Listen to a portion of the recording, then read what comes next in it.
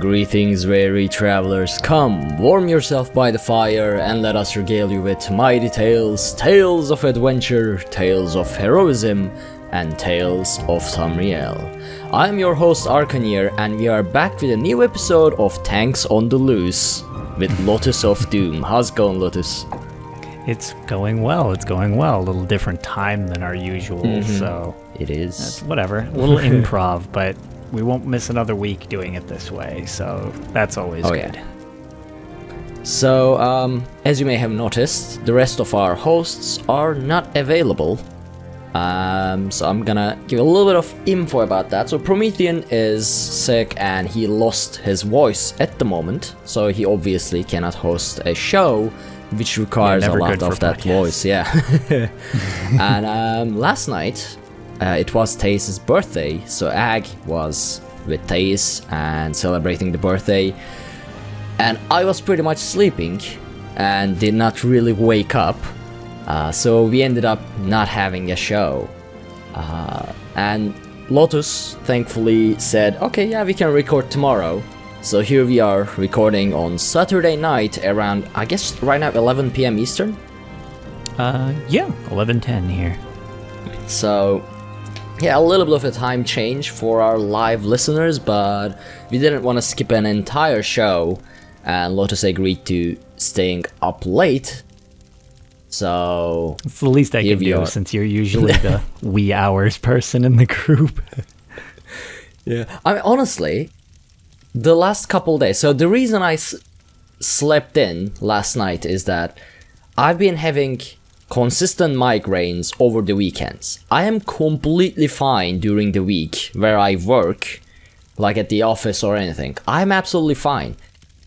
Bring in the weekend, I wake up on a Saturday morning or a Sunday morning, and it's just migraine, like the entire day. So I thought, okay, one theory that I can think of is that recording Tales at 4 a.m. and then sleeping at like 7 a.m. On a Friday night, because my sleep schedule shifts, it triggers my migraine. So I decided to test that. I slept at a normal time, well, normalish time. I only woke up to let everyone know that I am going back to sleep. And I woke up at a normal time on Saturday morning at like 10, which in contrary to like 8:30, my usual time. And I still had my headache, so I thought, okay, perhaps the sleep is not the culprit here. So I guess I just won't sleep from now on, now that I know sleep is not the trigger for my headache, and now I don't need to sleep, because if it's gonna happen anyway, at least I'll spend the most amount of time awake before my migraine and make the best of it. Yeah, healthy life. That'll probably work out without any repercussions. Exactly. Yeah. Yeah, we need sleep. Sleep's totally overrated. Yeah. So that is why we didn't have an episode yesterday, but we have one today. So Ryan says it could be that sleeping is what's causing the headache. Exactly. Yes. Yeah. So if you never sleep, like that is true. I never had my migraine trigger while I was awake. It's always when I wake up. So that means if I never sleep, I never get migraines. It's science. You never have Exactly. That is flawless science right there. I can't think of anything that could go wrong with that. Perfectly, yeah. See, this is why we do Tales of Tamriel, so that we can figure out, we can unveil the secrets of life, and this is one of it. Sleep is a lie, and we can get over it. And that was completely out of topic intro, but here we are. Yeah. And chat room, welcome. How's it going? Yes, thank you all for joining on us. This unusual time. But we appreciate you nonetheless. So for this week, we actually have a very little bit of news compared to last week. I actually didn't even realize a week had passed since our last episode. And the only piece of news that I actually found is the Dragonhold and Update 24 preview article, which is really a preview. It doesn't really give anything in terms of information. Yeah, very much an overview. Yeah. There is, however, one thing that I'm really curious about, which they didn't explain. They just said, so we all know Sai-Sahan will be returning for the Dragon Guard somehow. And they mentioned that it will make sense, but I am curious to see what it is. So it says in the Dragonhold main... Yeah. It'll only need to make sense for those of us who made the choice that would require it to make sense. So I would be one of them, but at the same time, I know that's a rather small portion. I think it was like 20% or so made that, or even less. I mean, if it's 20%, then it's like there's 5 companions. Actually, no, there's 3 you can... Right, and you can't pick Tharn, so... Yeah, 4. No, 3. How many? I'm confused. No, you can't pick Lyris, Marco because he's the bad guy. And then you can't pick Tharn because he's too crucial. Yeah, that makes sense. So you had Varys. Yeah, it was actually one of 3. Yeah. And I know way more than half picked Vanus. Yeah. Well, he was the obvious choice. I mean, it does try to steer you in the direction of Vanus. My problem was, I guess spoilers for a 5-year-old ending to the base game. I chose Sai not because I didn't like Sai, but I actually liked Sai the best. And since you needed the power to infuse the amulet, I was like, okay, well, I want the best infusion because I rule and I don't want to be dead. So I went with the strongest choice, even though he was my favorite, which seems to not be how most people did it. Because I was like, if I do it with Vanus, he's all blind and lame. I was like, he's not going to be any good. Actually, that makes sense. I mean... that was my reasoning behind him, because a lot of people were like, why would you choose him? He's so cool. I was like, that's exactly why I chose him. I wanted to maximize my awesomeness by taking his awesomeness. I can't even tell if that's like chaotic good, evil, natural. That's purely chaotic. Just chaotic. That's just chaotic. Yep. Chaotic. Yeah, chaotic. So in the Dragonhold main quest line, you work with the fan favorite character Sai-Sahan, returning for this storyline. Together, a ragtag group of pirates, blah blah blah, to restore the Dragon Guard, blah blah blah. Everybody's very hyped about kitty pirates, so we've got Khajiit pirates. So that's another thing everybody was very excited about the confirmation of. There is one part here that I'm very curious about, though. The Redguard Swordmaster is not your only companion in this endeavor, however. When you start the zone's main story, a powerful and famous ally from Elder Scrolls lore joins you. Who that might be? Now, perhaps Lyris comes back, prepping us for our Skyrim-related next season. I don't think so, because so it says a powerful and famous ally from Elder Scrolls lore. If it was like Lyris, this is not from Elder Scrolls Online. Right, this is from Elder Scrolls lore. All-encompassing, which could be very big. Yeah. I'm curious, like, Dragon Guard, Second Era, famous someone. Right. Yeah, that's what Elder Scrolls Redguard's protagonist. I mean... Yeah. Oh, God. Silas. Yeah, I think that was... Yeah. There it is. It'll be Silas. Perfect. It's the Dragon Guard. It's Second Era. Kind of.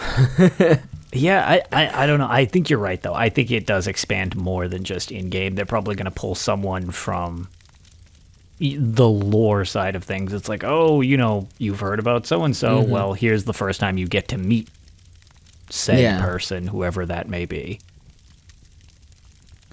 So that was the part I'm curious about. But there's so much to speculate that I've absolutely zero clue who this might be. Yeah, right.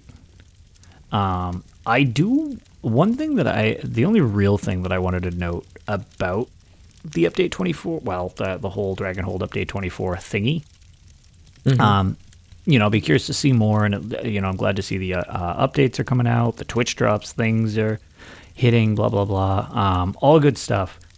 But the thing that at least the way it sounds, and provided it works like it seems like it would, I really like the idea behind this because it's a little bit more of a concrete story, is in order to have the full finality, it's you need to have completed Elsewhere, and then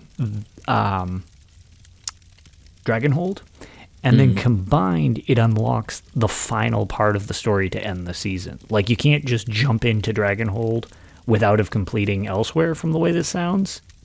That's how you unlock the final thing.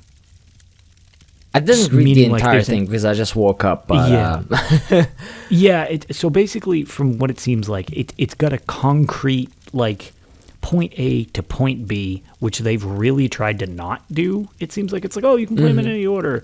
But there's clearly an order that these should be played in. I like that this is kind of like, no, we're sticking with a real story that has a concrete end, and it needs to have these previous events happen in order to get to the end. I don't know. I like that. I think that sounds pretty cool. I mean, yeah, that's how it's supposed to be. That's how it's supposed. This is a story-based game. I mean, Elder Scrolls Online's main part, for the majority of the player base, as far as I can tell, at least I obviously don't have the data, but has been the story. And when they did, even like, from our goofy polls, I mean, it seems like that's the big go-to for the majority of people.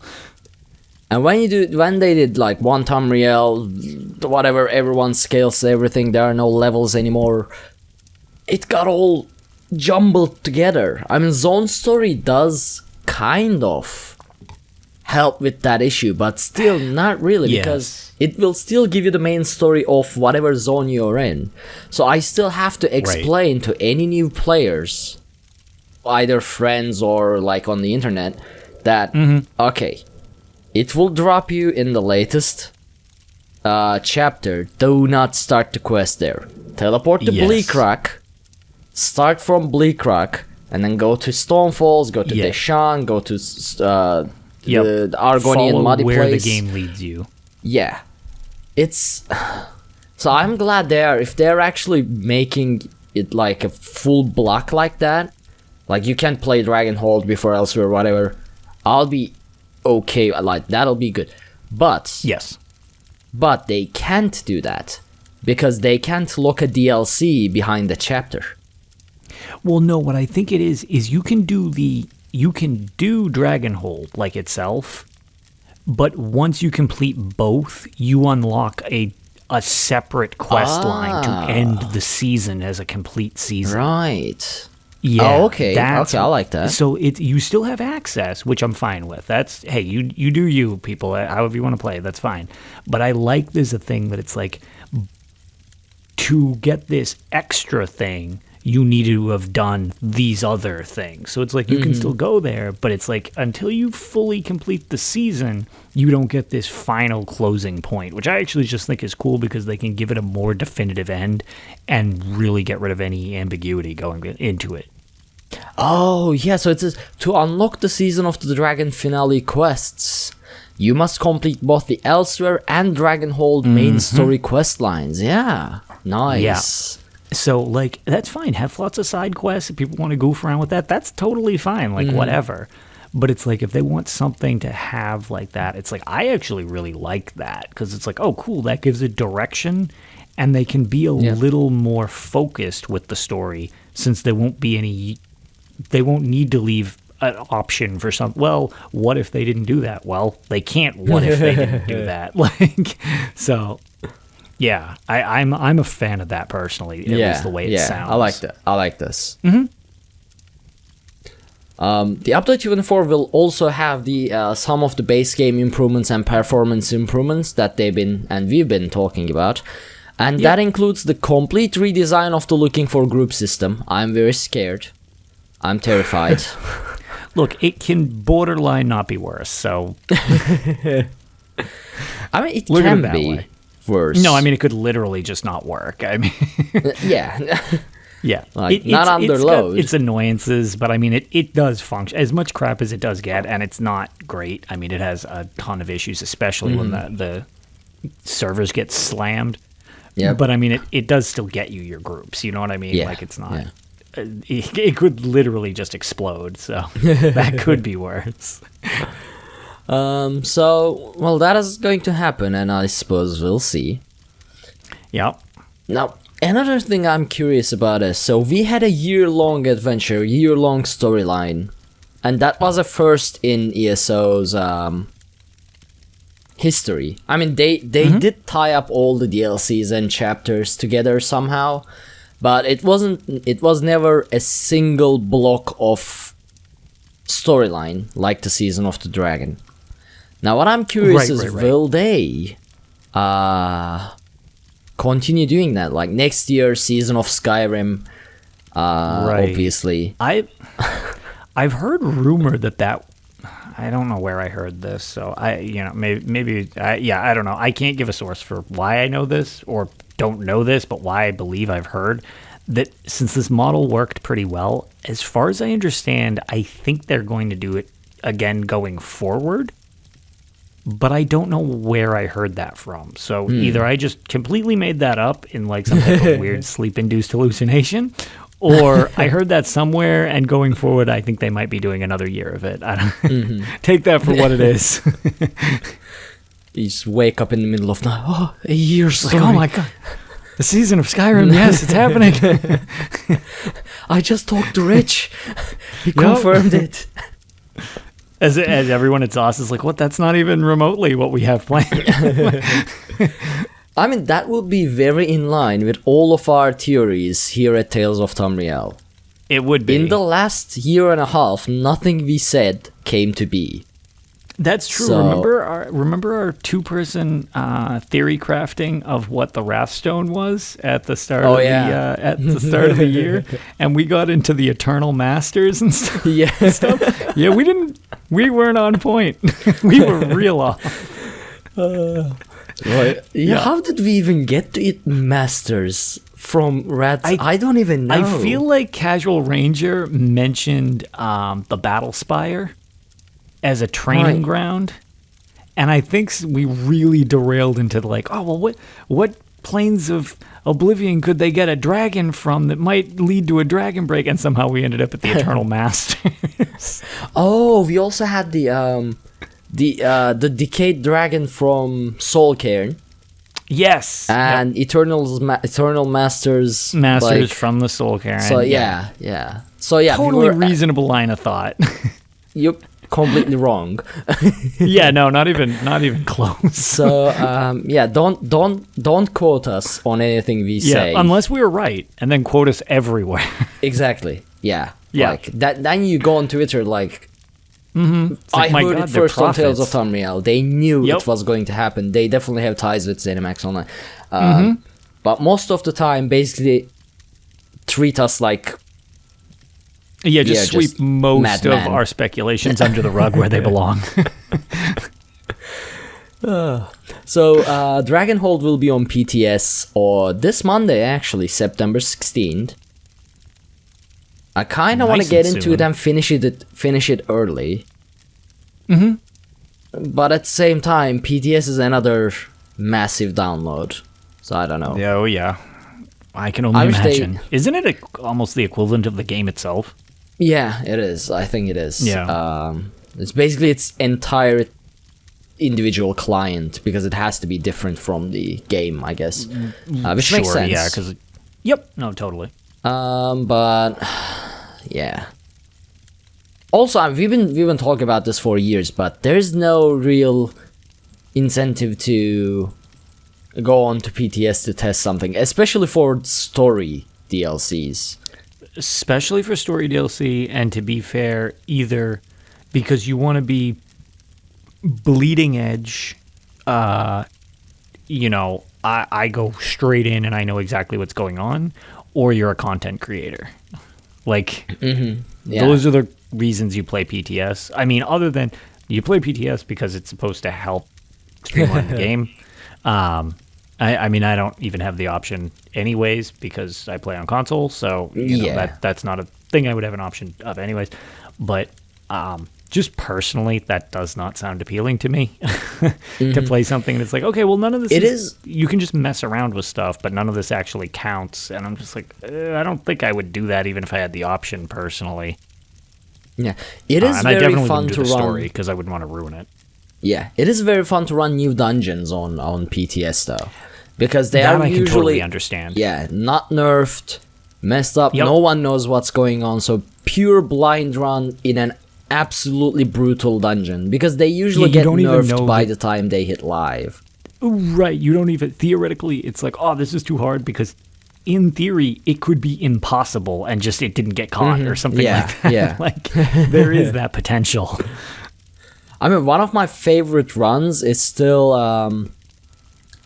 Cradle of Shadows for 5 hours the day it came out on PTS with Oh God! oh, I forgot the names. They are all-time Tales of Tamriel listeners. Oh no, husband and wife. No.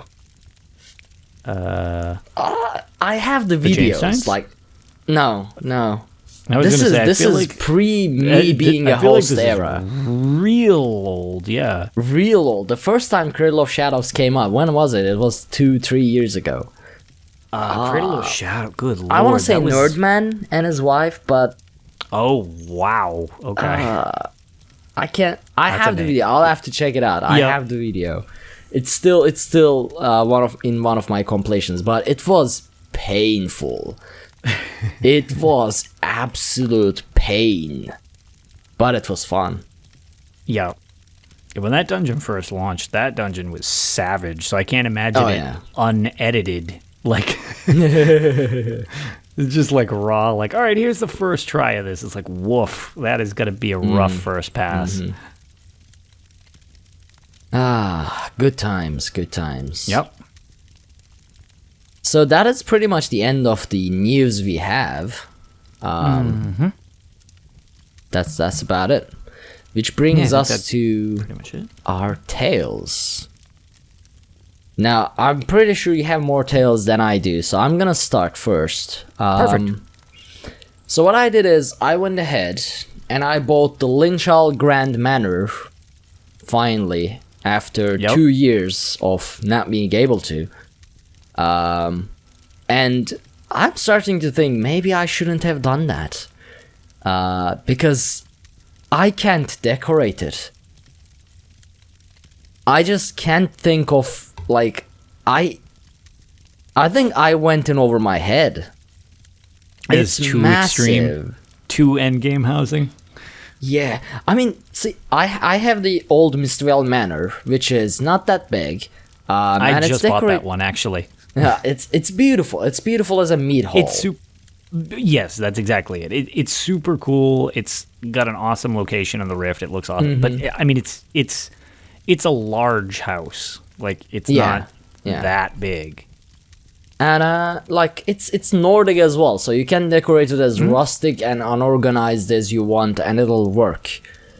And then I have Hunter's Glade, which I made into a massive forest with 500 conservatory items and hidden points. So you can actually play hide and seek, and if you look away for just 2 seconds, you will lose sight of whoever you are in there with, That which is place beautiful. sounds so cool.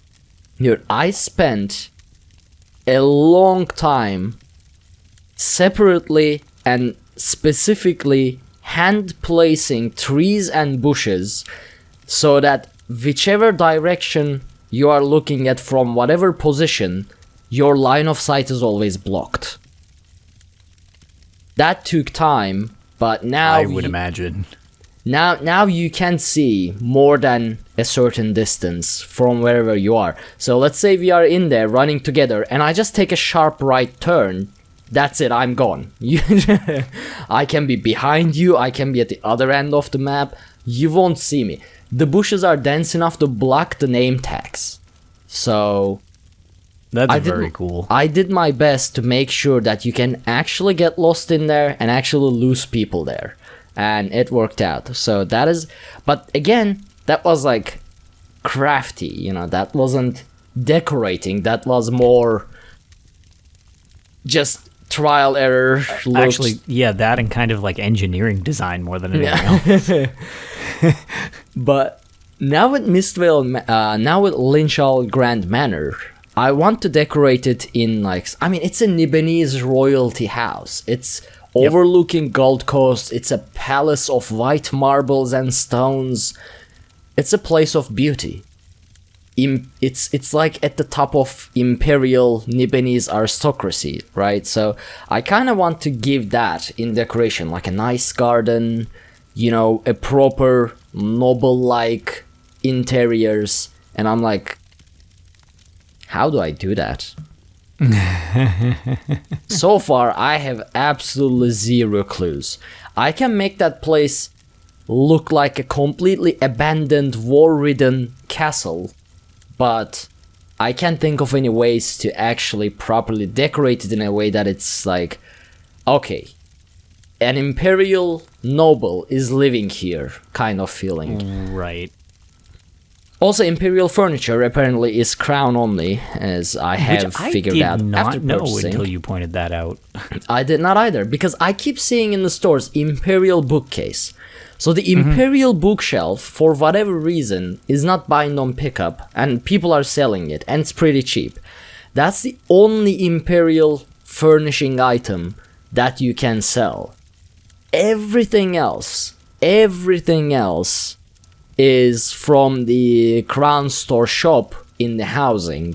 So housing vendor with crowns.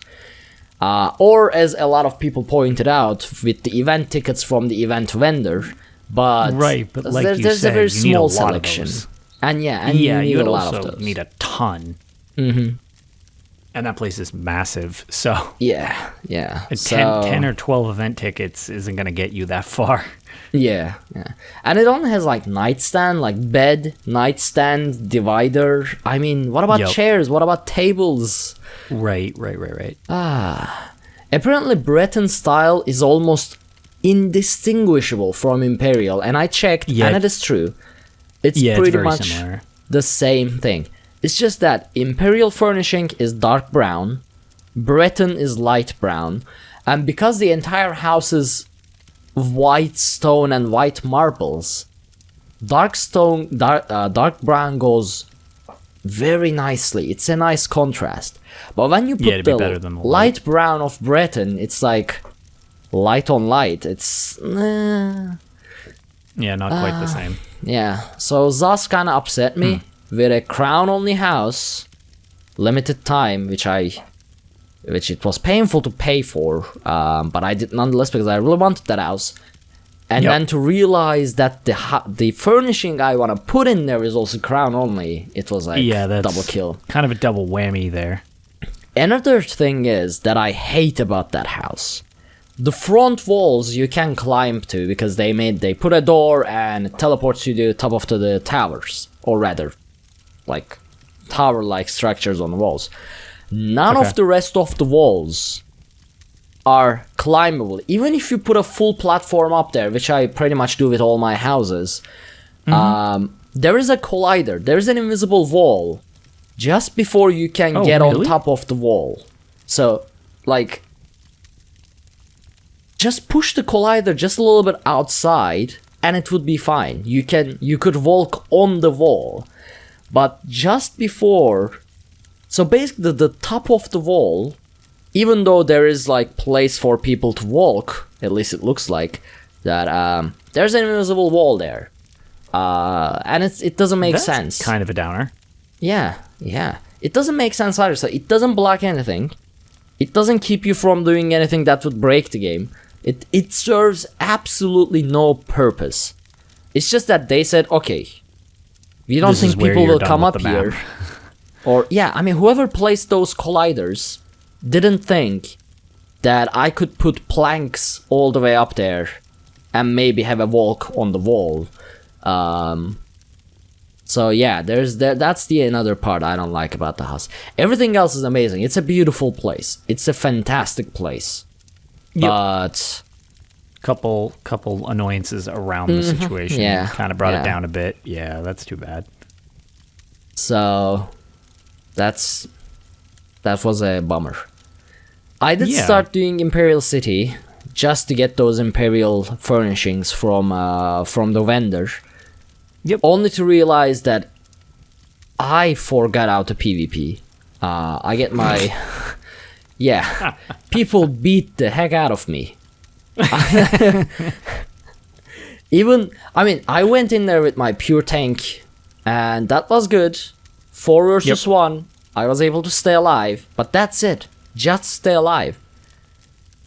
I would fight someone 1 versus 1, like a Daggerfall guy. I would fight him 1 versus 1.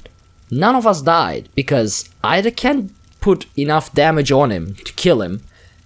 No one can put enough damage on me to kill me on a 1 versus 1. So we were like jumping around like this, getting attacked by all the mobs, the rotating. Eternal stalemate. Yeah, we were kind of dancing at one point, I think, because it was like, remember the Hobbit dances? So they lock arms and they turn this way, and they lock arms, they turn the other way. It was pretty much that, just throwing spells and swords at each other. Yeah. So I guess I won't be doing that. So now what I do is I just wait until the boss of the district spawns. I run to it. I get in at least as much as hits as I can, even if there are other alliances around, and hope that it counts and I get my event tickets. And then die. There you go. At the hands of someone. I did find out that I have 45k Telvar stones banked up from whatever that's time. Pretty decent chunk. Yeah, I just don't know what to do with them. Like, what do you even do with Telvars? You have a reactive armor set, right? Yes. I because I was going to say, other than that. Yeah. I had everything I need from the Imperial City armors. And all of them are sellable, so I can just go to a event like Tamriel Trade Center and see if you can buy one. Yeah, just purchase them instead of trying my luck with RNG. So I don't know, like I have 3 to 4 million alliance points, I think, and I have 45k Telvar stones. I don't know what to do with either one of those. A lot of times, with the alliance points, I'll just like roll from sets, like overland sets that tend to sell for a bunch. Oh. What is it? The Night Mother's Embrace or Night Mother's Sorrow. I don't know. Whatever the Deshaan overland set is, that tends to sell pretty well. Yeah, Night Mother something. Yeah, there's a bunch of them. I always need to just look at what I'm... But like that, like, okay, I know like the staffs sell, like the good staffs, not like an ice staff, but you can go to that vendor. And I mean, if you just have alliance points to burn, do that. Or another one is for 100,000, you can get the Triune thing and... put that on jewelry. That usually sells pretty well because people always need to be learning that. I forgot about that. So there's that you can do. I'm trying to think of what else I squandered. Basically, turn it into gold. The motifs have kind of fizzled. Those used to sell pretty well. The Arkhaniir and the Militant Ordinator, I believe. Militant Ordinator, the battleground guy. Yep, those used to sell. Those don't really sell anymore, but I used to do that. Like when it first dropped, I bought like a bunch of them. Like, yeah, who wants a chess piece? Like, here we go. I would actually like them to add a new style to that loot pool. Yeah. Like, if you're gonna add a new style, put one in there then, because again, similar to you. Unless somebody needs something. Oh, you know what's another thing that can be very handy to do, but it's very luck dependent? Check the golden. If they drop heavy-duty stuff like gold Plague Doctor rings or gold Ebon rings, buy the... Well, actually, Ebon would bind on equip because it's dungeon-based, but Plague Doctor would not. If you find, like, you know, if Ravager has jewelry, it'll default to gold. Right. You can buy that and then flip that. People definitely buy that. Hold on, let me see what's on golden this week. Real quickly. I don't believe they're that great. But that's another potential just money making thing when you're tripping over AP and stuff like that. Telvar I'm way less useful in.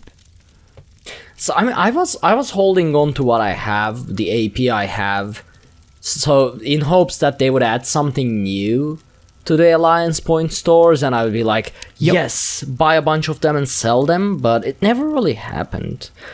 So they have Dune Ripper's necklace, Kalurion's legacy, Deadwater's Guile, whatever, Blessed necklace. Guile.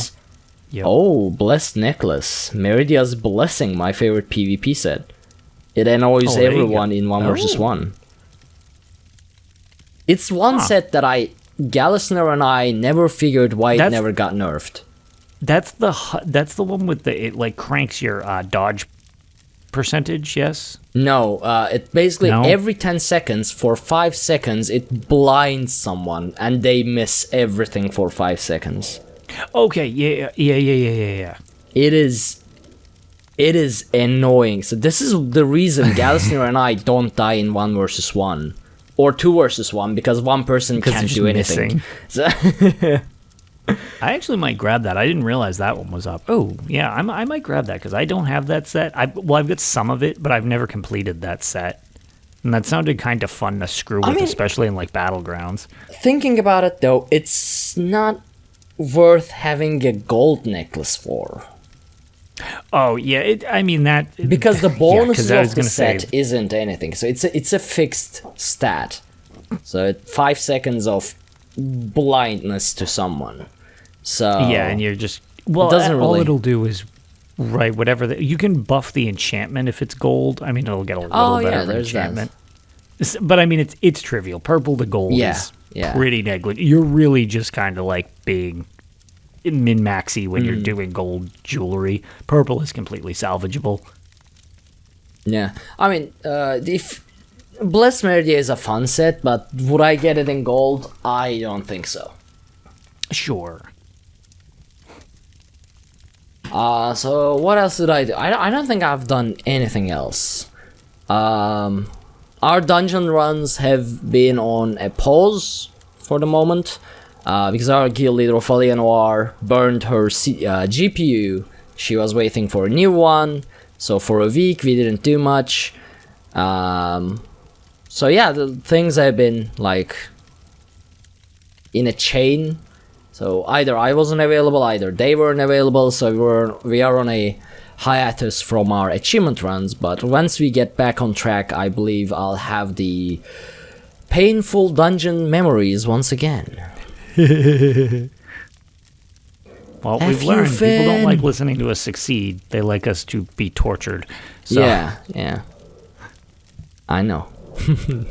Alright, so that was the end of my tales. What about you, Lotus?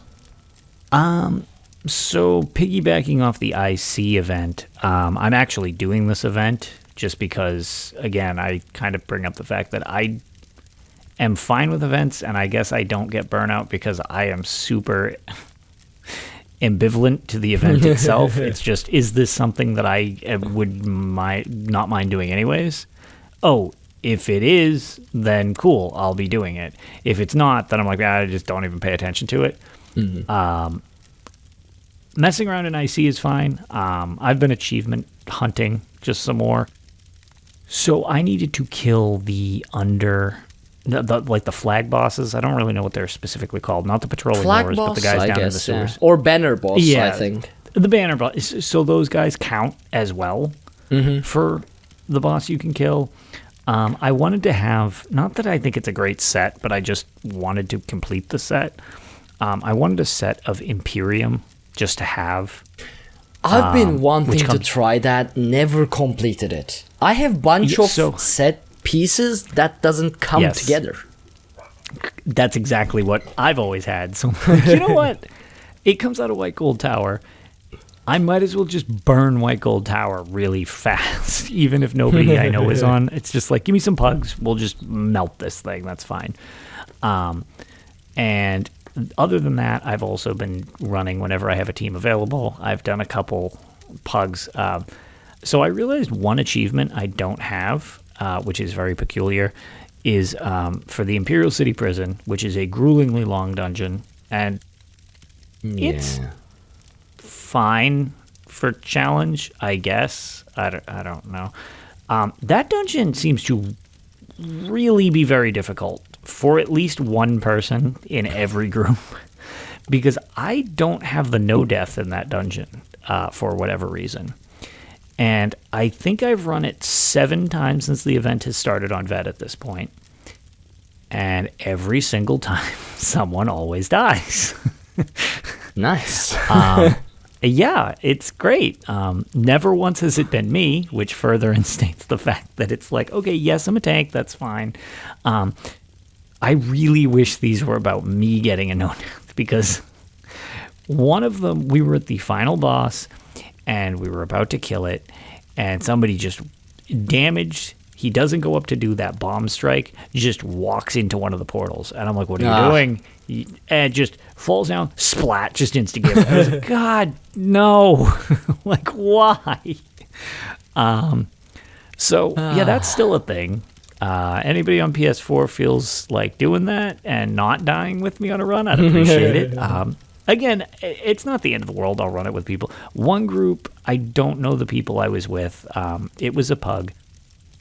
I had just mentioned, like, oh, you know, if you guys want to try to be careful, I would like to get the no death on this. And they were all for it.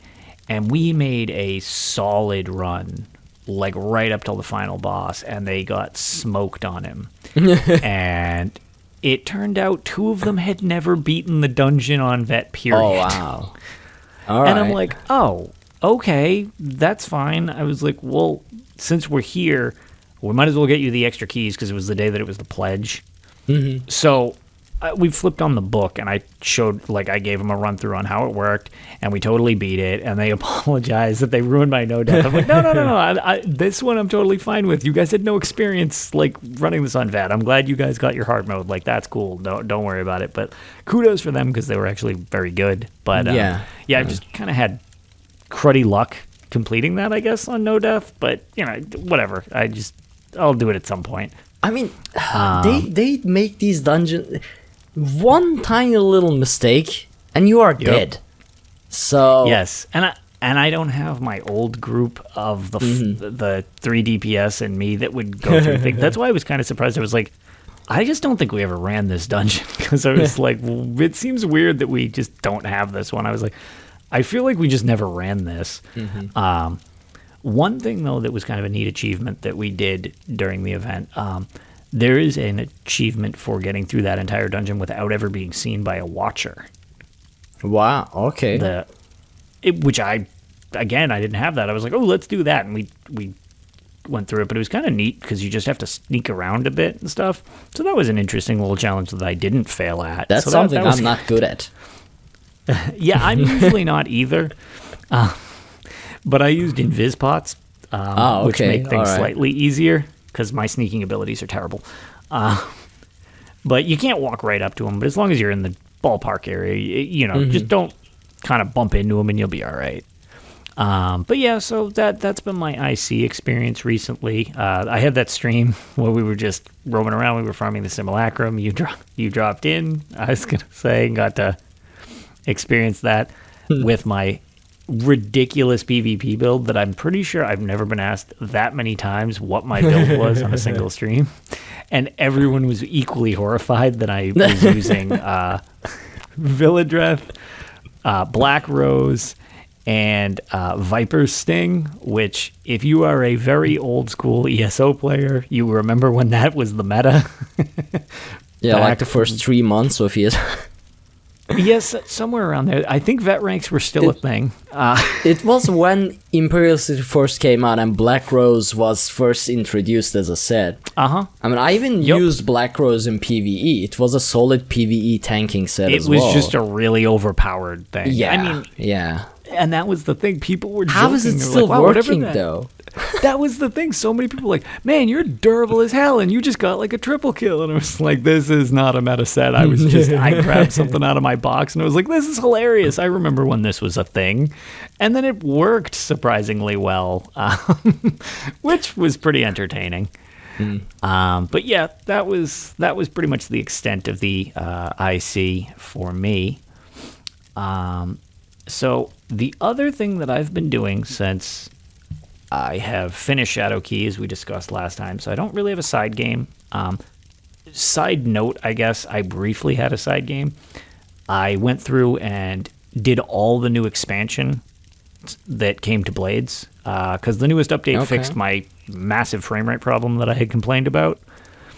It went back to working like normal. And I completely melted the new story. It's kind of neat. It's super shallow. It's like a moderately long side quest. It was fine. And then there's a wizards thing where you go through like this wizards puzzle tower thing. And I thought that was kind of cool. I liked that. That was the extent of it. So I'm all through Blades content again. I feel like that's just generally how I'll play that game. Is release something, I'll steamroll whatever that thing is, and then it's like, okay, cool, that was neat, thanks again, like, whatever. So, the last thing I have in ESO, and I mentioned I was going to start doing it, was starting the Aldmeri Dominion storyline, despite how much I hate them. Oh. Why would you do such thing? Because I'm an achievement whore. Well... See, there are things you don't do, or things you are addicted to. Yeah, okay. So... Limits. All right. Let me put it this way. I'm doing it the best, most Eben Hardy way that I can do the Aldmeri storyline. And anytime I'm given a choice or a situation at hand where somebody's in a house all by themselves... I will just murder them. Okay. If they're the AD. Right. With the Blade of Woe. I can go with that. Yep. So, like, when I was in Volkelgard, like, one of the places I'm at, it was just, like, a house, and there was a bunch of, like, Aldmeri mages, and I just systematically eliminated them with the Blade of Woe if they weren't mission critical, giving me a quest.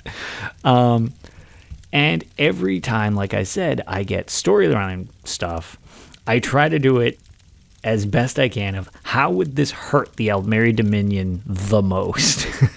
So I don't RP. That's not really my thing. I wouldn't probably be good at it or whatever.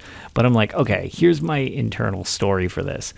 I'm going to just basically play as if I was a spy for like another alliance.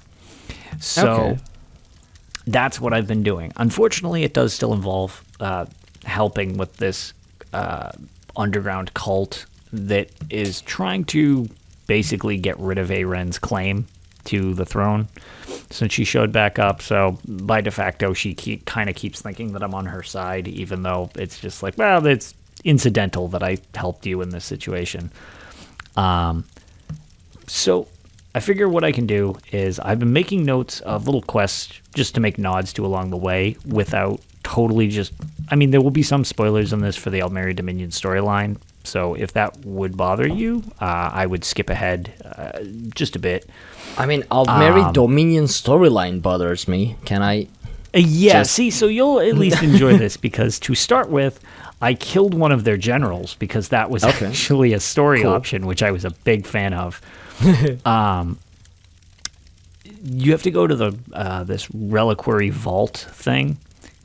And you have to get this heart of, trying to say this, Ukazai, I guess is how you would pronounce that. Is it in your notes? Yes. It would be first line. It's Ukaezai. Ukaezai. I have no idea. I mean, it depends on the language. What language is this? It looks like ancient if it's alien, Japanese. I believe. It's Japanese, Ukaezai. But other than right. that, doesn't look like anything. So the reason I made note of this one specifically, there's kind of a reason that I've made note of the quest nods that I'm just going to do for my tales. It's because I think they do something interesting or totally different than anything I've seen in the game. Because surprisingly, that's happened a couple times already. So this boss fight I just thought was cool, and I wish they would kind of flesh out this mechanic a little bit, like in a dungeon or something. So she can split into multiple forms. Kind of like that Alien guy who splits into like the duplicates around in Depths of Malatar. You know what I'm talking about? Yes, in Depths of Malatar. But instead of them being one real one and then the 3 fake ones, and if you can just put the debuff on the real one, you just nuke the real one because the other 3 don't matter. It was just neat because she would split and her health bar would split between all of them. And when you would eliminate their health bars, she would go together and you would take off that chunk of the health. So just straight DPS burn would help the fight, but it would still prolong the fight enough to allow for mechanics to happen around it. I think they could just do something kind of cool with that, personally. Because it would just allow for other stuff to happen while you're doing that. Yeah. But, so after that fight happens or whatever, you talk to the general, where you have, I guess it's Ragni's mantle, I believe it's said, or whatever, which was causing her to go all crazy. So you could bring her back and they could try to help her with it, and they would use, keep this relic safe to have for the ceremony they needed for Queen Ayren. And my response was immediately, she's too far gone. There's no chance. There's no way to chance it. And you plunge a knife into her heart and kill her immediately. And I'm just like, yep, that's my choice. One general down. So I did enjoy that greatly. That was the option. I stopped the coup on Auradon because of that group, which was kind of the side effect of this. And again, this is one of those things. The Ayren, I'll leave it somewhat ambiguous. The Ayren brothers situation was kind of interesting. And I kind of saw it coming, but I just thought the way it played out was pretty funny, where he just kind of loses it, which I thought was just amusing. So wait, Queen Ayren has a brother. She does. Oh, man. There's no end to them. No, there's not. And he was making claim to the throne until she showed back up from her pilgrimage thing. Right. And then he basically steps aside for her. Because I guess she's the older of the 2 siblings. I forget exactly how that works. Or she was born on the right day. It's Ultimate culture. It doesn't matter. But she had longer ears. So anyways. Yes, pointier ears. More Kate Beckinsale. That's what I am more yellow than you.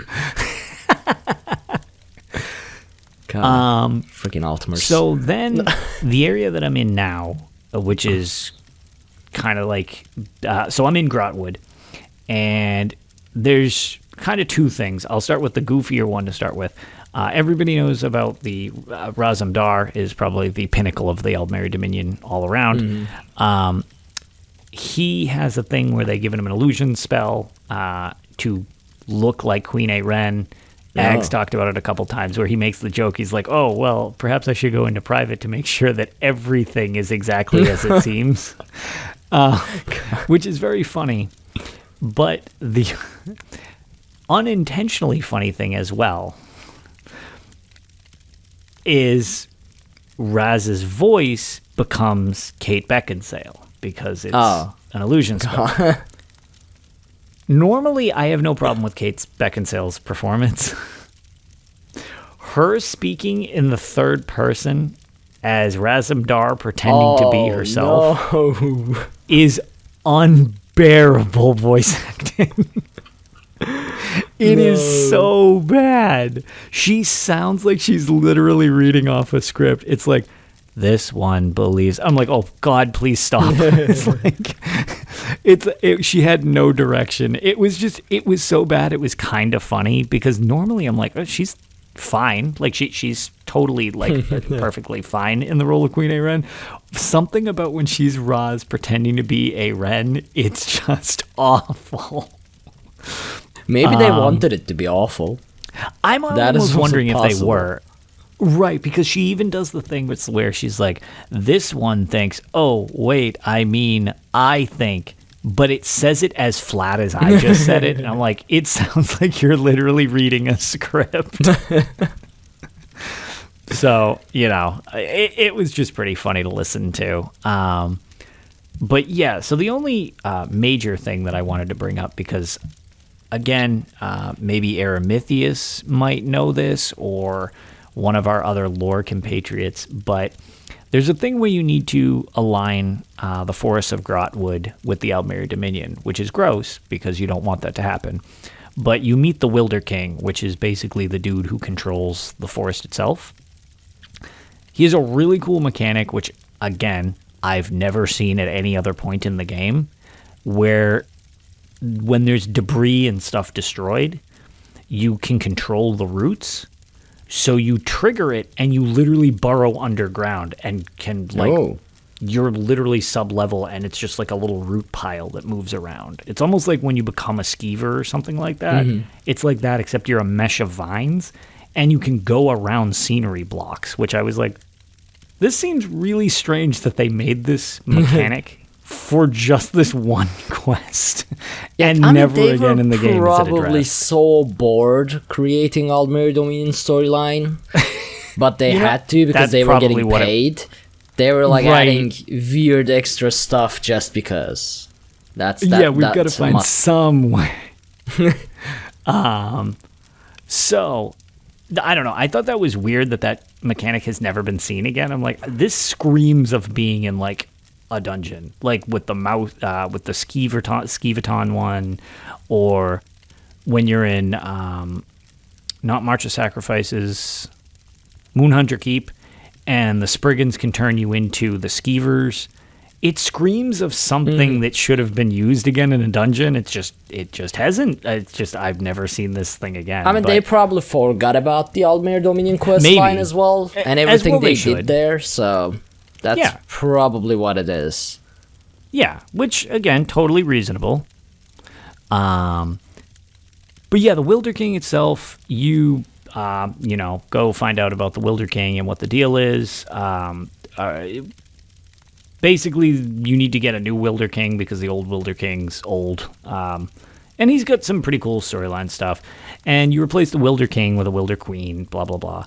So the thing that I wanted to bring up about the Wilder King, Wilder Queen scenario is that they are Altmer in Grotwood, which is inhabited by the Bosmer.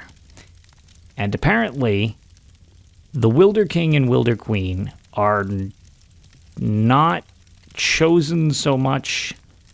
They have strong ties to being able to control earth magic, like part of the weird, except they're really extreme because they're Altmers. Right. So Valenwood, as a whole, and the Living Forest, is actually being controlled in large part by the current Wilder King or Wilder Queen, depending upon the situation, which is historically always an Altmer because they're stronger they have stronger ties to magicka. Theirs just happens to be nature related. So that makes me curious. Is Valenwood somehow not a natural occurrence, and the Altmer have made Valenwood and it's just kind of been accepted as a thing? Because it seemed to me I was pretty surprised it wasn't a Bosmer or something random. It's very specifically an Altmer that controls it. So what the hell was Valenwood before the Altmer started screwing around with nature was my question. I don't know. I mean, maybe it was just Bosmer eating Bosmer? I don't know. They made the green pack just to thin out the the Bosmer ranks so Altmer could come in. I mean, maybe it was just a normal forest with Bosmer in it, and then Altmer went came in and I'm gonna put magic in this. And then they put magic in it. So the walking city, the trees that walk around, are those actually not part of Valenwood normally? Is that just Altmer screwing with stuff that they shouldn't be touching? I didn't even know ESO had walking trees. This is the first time I'm hearing about it. Oh, yeah. They don't really show you the walking trees, the cities, moving around. They always seem like they've just perched where they're perched. But like supposedly the cities like Eldenroot and stuff like that can uproot themselves from my understanding. They can get up and they can walk somewhere else and then replant themselves down from my understanding. They're kind of like Ents from the Lord of the Rings as far as I can tell, except bigger and made into housing. I'm done with this. But yeah, this place is terrible. I'm moving. But yeah, so I don't know. It just seemed weird to me that this is all Altmer controlled. So again, gross. Stop it. Stop having Altmer do things. See, even the trees and stees are so done with Altmer and their annoying personalities and everything Aldmeri Dominion. They started moving. Trees started moving to be able to get away from Altmers. That's gotta tell you something. When a tree packs up and leaves, that gotta tell you that something is wrong with you. Yes, nature is learning to escape you because you're so terrible. Yeah, I mean, do you see the Skyrim trees just packing up and leave? No, because they love it there. Because it's Skyrim, it's the home of Nords. What's there to not love? But you go to like Valenwood and boom, the entire city is gone overnight because you're a prick. Yes, exactly. So the moral of the story is leave the Aldmeri Dominion, they're terrible, and together we can crush the Aldmeri Dominion as a whole and all the filthy Altmer. Yeah, I mean, see, I always thought about just nuking the Aldmeri Dominion. But I was like, yeah, but all the nature, I mean, it's one of the most natural, most foresty land of Tamriel. But now that I know the trees can actually pack up and leave, they can just pack up and leave, and then I can just nuke the Altmers and don't hurt anything else. That is perfect. Yup. That'll work. Also, Miss Von Jamestein, thank you for the subscription. Yes, thank you very much. Twitch. We really, really appreciate it. Also, as brought up by Mechafishi in chat, there are no hissed in there. Although I'm starting to wonder if there's some weird tree well, actually, no. If the Altmer are screwing with these trees, they're probably not natural, anyways.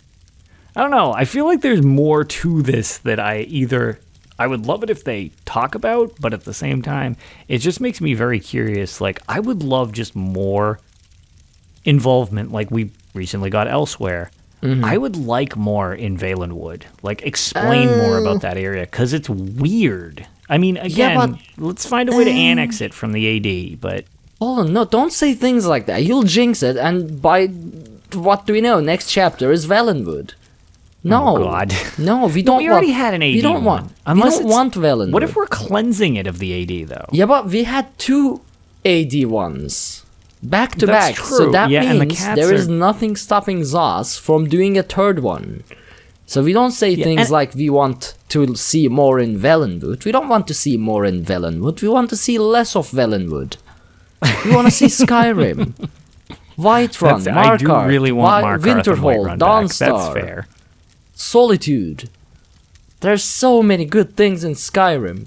Come on. That's all right. That's fair. That's fair. Plus Winterhold, and then we can get our freaky over-the-top spellcrafting that totally breaks the game, which I'm fine with. I'm totally fine with it. Just let it happen. I'm kind of curious how they are going to show Winterhold before the entire Ghost of the Sea major collapse, whatever. Destroys everything. Yeah, the college will still be together. The town won't be total crap.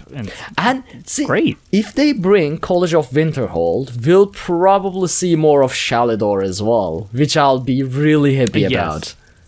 Mm-hmm. Dude, I would really love to see more of Shalador. I didn't have enough. I like of Shalador. Him. Yeah, the poor dude. Yeah, he had a rough time. I mean, that's what you get going up against the Mad God. Right. And to be fair, I was going to say the ending, I mean, I don't know what everybody else chose, but I wanted those 2 skill points, I'll just say that. So, yeah. I think so he also has to live with that in my world. if I remember correctly, wait. Did I pick the skill point or did I not pick the skill point? I can't tell if my immersion side or my skill point hungry side was heavier when I did that quest line. Yeah, I don't know. Either is possible. I don't remember. Also, shout out to the other Jamestown, Mr. Von Jamestown, for your sub as well. Oh, thank you guys. See, husband and wife in the shield wall. Yep. The true Nordic way, right there. Mm-hmm. The family that subs together stays together, something like that. So the only other thing that is sort of ESO related, sort of not ESO related, but just funny how video games kind of do what they do. I was talking to you a little before the show about my current obsession with Borderlands 3, and I found this random bit of trivia, and I figured I would just point it out. So do you remember Paul Sage he was the original game design director? I believe that was his title at ESO originally. Paul before he Sage. Left. Yes. No, I remember Nick Conkle with spellcrafting. Nick Conkle was there. Paul Sage. Yep. Paul Sage was I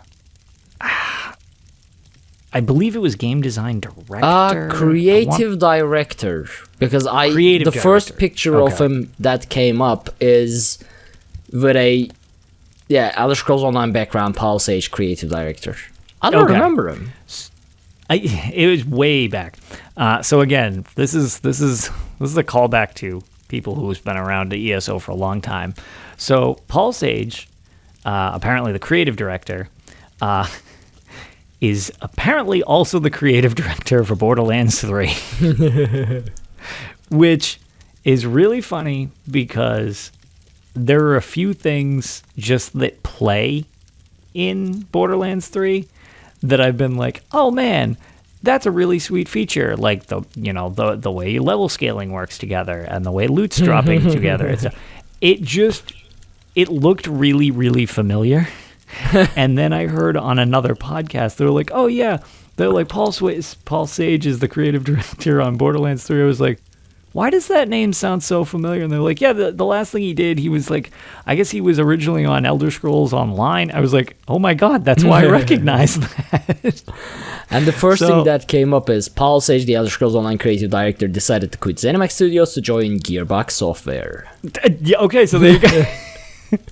So there is your random bit of trivia for today. Apparently, even when I play games outside the Bethesda wheelhouse, I still somehow find ways to play games in the Bethesda wheelhouse.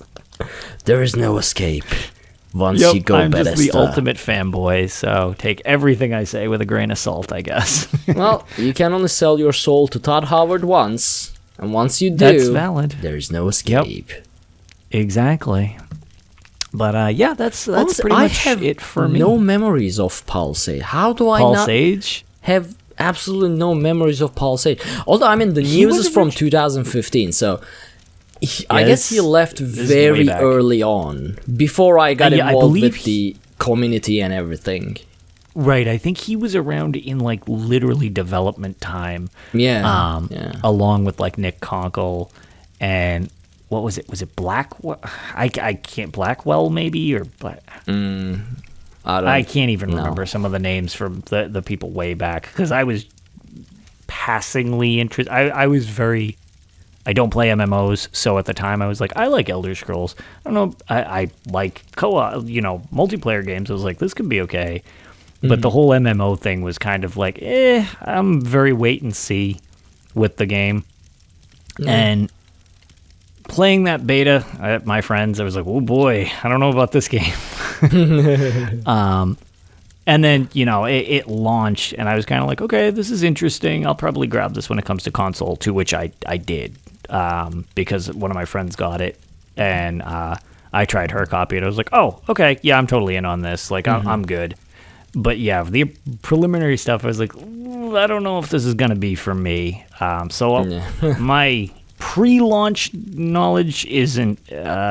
I would not say it's anything too spectacular overall. Right. I mean, I hope he's happy. I'm in Paul Sage. Because I'm really happy with Rich Lambert being the creative director. Paul Sage doesn't look like he's as fun as Rich Lambert. I don't know. No. Rich is goofy. I like Goofy. They just seem like they enjoy what they do. Mm-hmm. Yeah.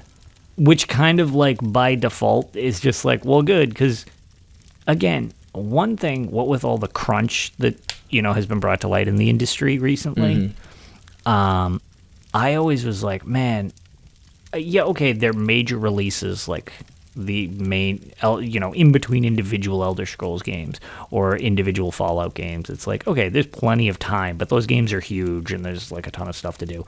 But then the content they make for them, specifically ESO, like they produce a lot of stuff with a pretty fast turnaround. So I'm always like, oh, man, I hope these guys aren't like in rough shape, just like constantly nose to the grindstone. Like it's not fun.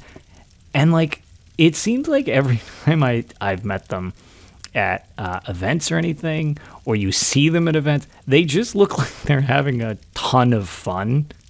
Honestly, and like they're goofy on Twitter, and they like to just chat with everybody. I'm like, okay, well that at least makes me feel good that they're clearly at least having fun with this. So it's not just grueling, like, oh God, all I want to do is sleep and never look at a video game again. I mean, they are the lead. You're not going to be 1100 CP if you don't like the game. Like, you're not going home and playing the game if you're tired of it.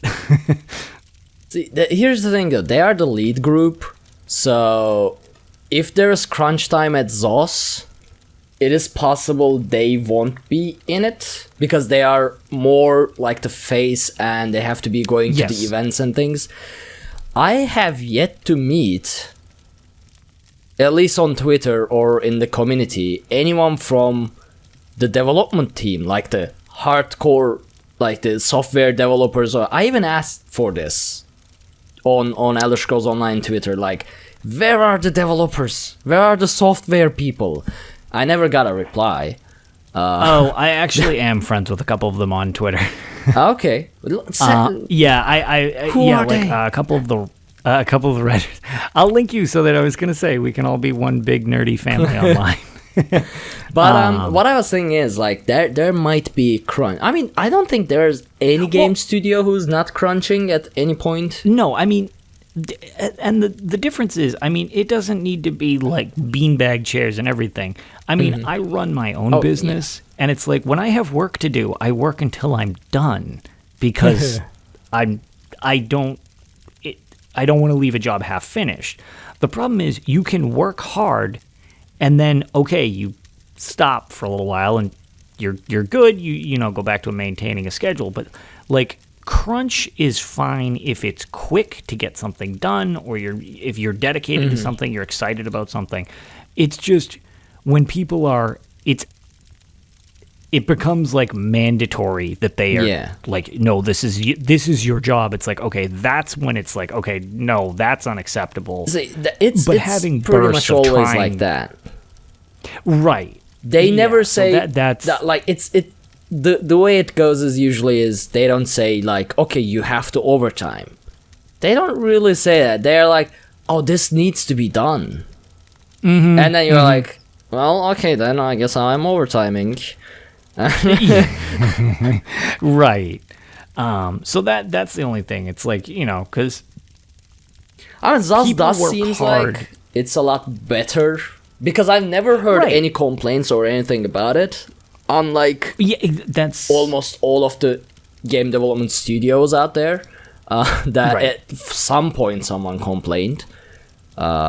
Yes, it's the overall vibe doesn't seem forced so much as, I mean, like, okay, also be happy as they're being poked in the back with a stick.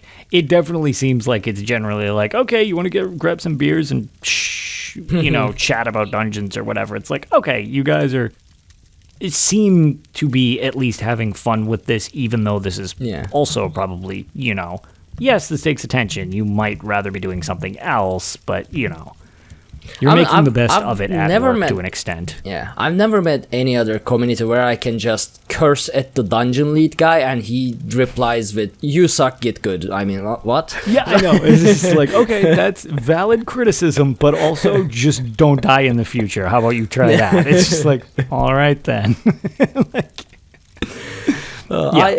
Giving Mike Finnegan a hard time is my favorite thing. It's yeah, well, because you can tell that he just enjoys making people go insane as well. Like, that's part of his enjoyment, is just like, yep, all right, here's something miserable, go on, get through it. Like, oh man. So yeah, who is Paul so Sage? that got onto an end tangent at the end. Yeah, so that all started with Paul Sage is also doing a game that I'm currently playing besides this. Ta-da! There's no escape. Nope, there's no escape. So we actually have a reading, but we are gonna leave it for Promethean because he loves doing these readings. Resident reader. And he's the. But last episode I was super sleepy. And this week Promethean doesn't have his voice, so probably next week we'll have the reading part. Yeah, ideally next week. Mm-hmm. So Lotus, is there anything else you want to add? No, I think that is everything from me. Yeah. Well, where can people find you, your charity, and things like that? Yeah, so I was going to say, I am Lotus of Doom on Twitter, which is where I am most of the time. If you want to get a hold of me, video game or football or any of that stuff related, that's usually where I'm blundering around as social media-wise. I started streaming again last week, like I thought I would try to do. Ark got to join in, and you're now officially a mod. You had a guar. Good Lord, there were...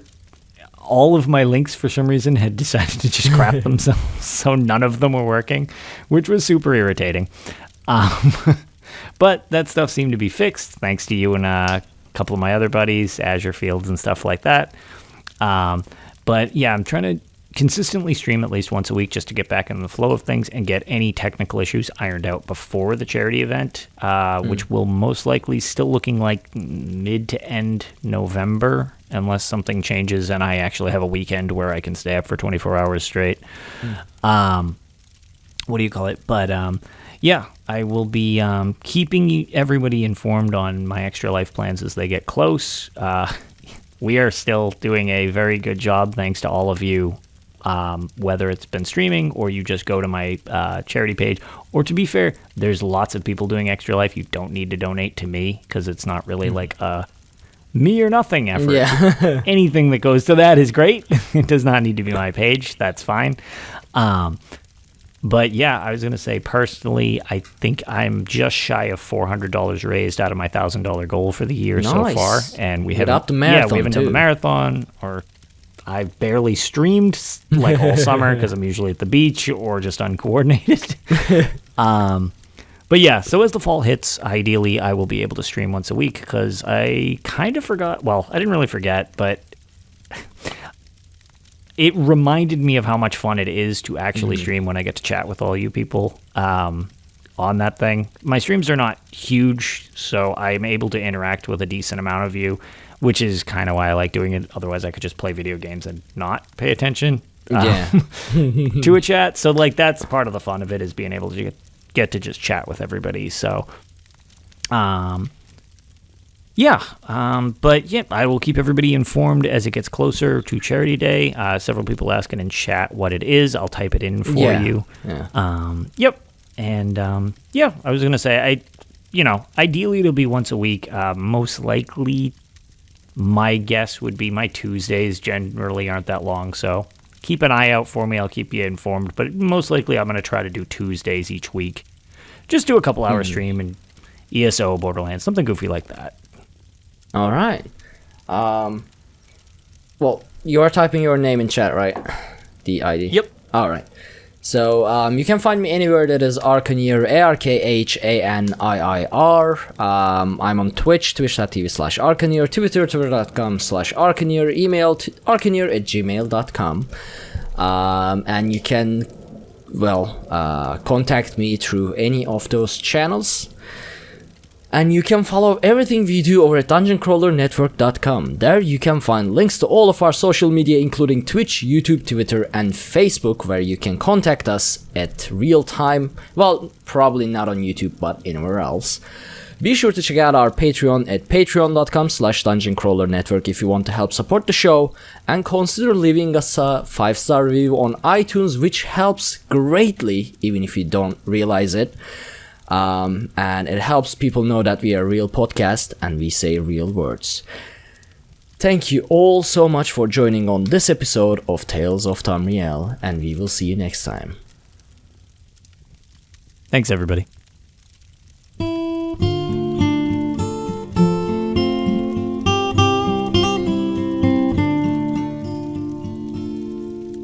When Akatosh slew Lorcan, he ripped his heart right out. He hurled it across Tamriel, and the heart was heard to shout, red diamond, the heart and soul of men. Red diamond, protect us till the end. The laughing heart sprayed blood afar, a gout on Seer it fell, and like a dart shot to its mark down in an alien well. Magic effused the Lorcan blood to crystal red and strong. Then wild elves cut and polished it down to chimel at a ball. Red diamond, the heart and soul of men. Red diamond,